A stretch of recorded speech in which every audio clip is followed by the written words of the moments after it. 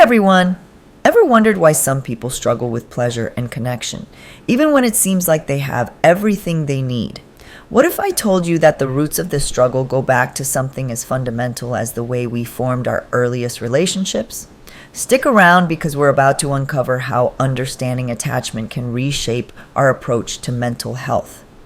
The neglect is a very big issue. I just got an interview with the BBC, and they said one of the great new discoveries in the field in the past 50, 100 years, I said really understanding attachment, which is still missing in core psychiatric formulations. Neglect is barely there in the DSM, and yet in our practice, not having been ignored, not having been seen, is a huge issue and very difficult to treat also. Because we have the brains that we need in order to survive. And so if you are a neglected person, you develop a brain that can accommodate neglect and doesn't expect to get more than you actually would like to get. And there's this huge issue that I think doesn't get talked about much in our field. It's the issue of critical periods of brain development. So that if you don't get the right input at the right time, you may not develop that brain capacity.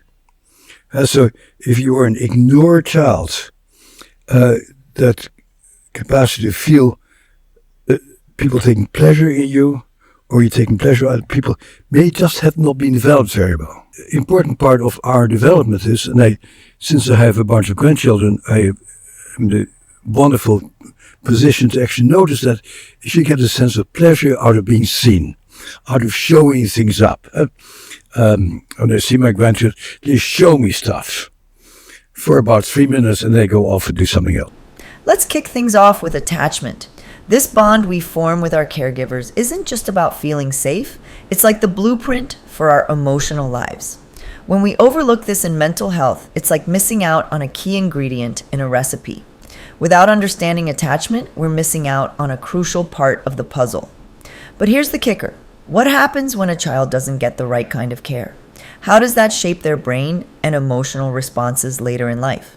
Let's dive into the impact of neglect and see why it's more significant than we might think. Neglect in early childhood is more than just a lack of attention. It's like setting up a brain to expect minimal care. Imagine a plant that's only given a drop of water. Eventually, it adapts to that minimal care and struggles to thrive when conditions improve. But look what I did, look what I do, look how I can dance, and the pleasure centers of your brain get developed by people taking pleasure in you. Huh? And if nobody takes pleasure in you, I think these systems don't get developed. What you see clinically is there is a lack of vitality and a lack of pleasure in your interactions. So we do get our sense of pleasure from having other people be engaged with us and other people responding to us. And so if nobody responds, that sense of vitality and pleasure tends to not be very well developed. And I don't think in our traditional methods, we really don't know very much about how to deal with that. Talking, analyzing, figuring things out is not going to make those feelings go away. I think the important thing as a clinician is to lower your expectations and to deal with your countertransference with people who are relatively passive and relatively unable to get a lot of pleasure out of engagement with other people. So I think the burden is on the therapist to be very patient and to concentrate on increasing the vitality of your interactions. In principle, I think things that might be helpful are tango dancing and making music with people and being physically engaged with other people, so you get into the habit of getting the pleasure of engagement with other people. For those who have faced neglect, shifting from that low expectation can be a long and challenging process. Now let's talk about critical periods in brain development. These are like golden windows for growth. If you miss them, it's like missing the best time to plant a seed. It affects how well it grows. Getting the right experiences during these times is essential for our development. But what if we miss out on these crucial experiences? How does that impact our ability to enjoy and connect with others later in life? Let's explore how a lack of early pleasure and engagement can affect us. Let's take a moment to explore how activities like tango dancing can impact our mood. Listen to some tango music and watch the dancers. How does it make you feel? How does it feel when you hear this tango music and watch these dancers move with such grace? Take a moment to really soak in the rhythm and let the music wash over you. How does it affect your mood? Your sense of connection. Now, what if I told you that this kind of engaging experience isn't just captivating to watch, but actually plays a crucial role in fostering engagement and pleasure, enhancing the vitality of our interactions? Sounds intriguing, right? Well, get ready because we're about to dive into how early experiences like these impact brain development and emotional well-being. Let's explore how the foundation of our interactions shapes our ability to connect and thrive.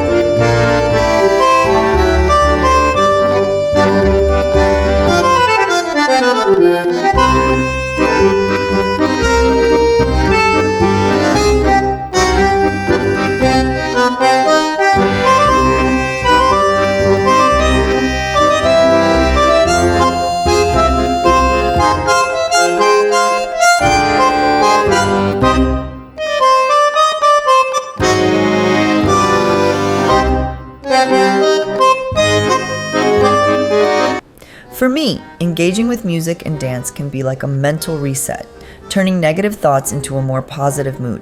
These activities are powerful in fostering a sense of vitality and connection.